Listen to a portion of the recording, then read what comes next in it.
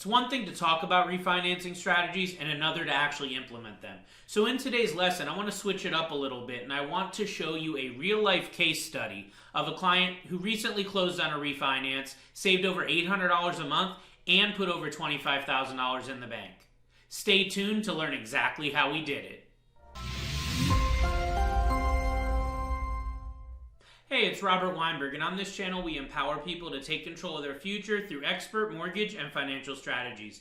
In this lesson, I want to go over a real-life case study of a client who recently closed on a refinance with me, and we were able to implement a recession refinancing strategy. So this is a client I've been talking with for a couple years about refinancing. They were in the process, slowly but surely, of renovating their house, and just a few months ago they completely finished their renovation on the property. Thus, they had a lot of built-up equity in the home since they bought it. Because of the current economic circumstance, they were unsure about the future and wanted to consolidate some debt, save money, and get positioned with an emergency fund, which I'll show you how we did it. So, when they came to me, they had a $213,000 first mortgage. They had a $28,000 total between a personal loan and a couple credit cards, and they had a $33,000 second mortgage that they had taken out in order to use for renovations. Now, like happens typically when you're renovating, they did go over budget, and that's where some of this personal loan and credit card debt did come from, was just additional funds that they needed to finish their renovation. So they had money going all over the place with all these different debts. So the total of their payments, when we analyzed their budget before refinancing, they were spending a little bit over $3,000 a month on all these debts, between the mortgage, personal loan, credit card, and second mortgage. What we were able to do by refinancing was we paid off all their debt. So we zeroed out all these accounts that they had.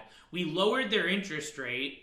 We eliminated the PMI off their loan, and we took them from an FHA loan. When they bought the home, they did one of the typical loans that many first-time buyers use, with an FHA loan, which had a large PMI, or mortgage insurance payment. We were able to completely eliminate that mortgage insurance payment and convert that FHA loan over to a conventional mortgage. And last but not least, and really the cherry on top with this recession refinancing strategy, was that we positioned them with $25,000 in a savings account.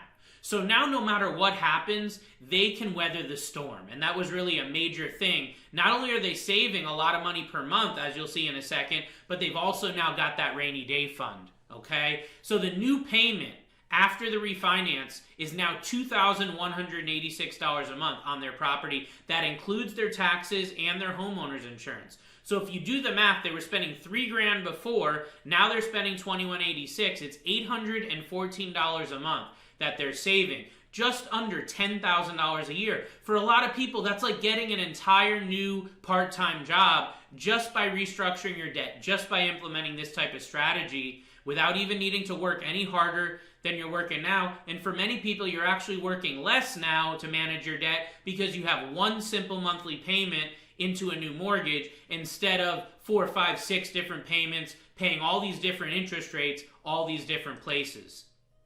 Now, here's the cool thing about it is they win either way.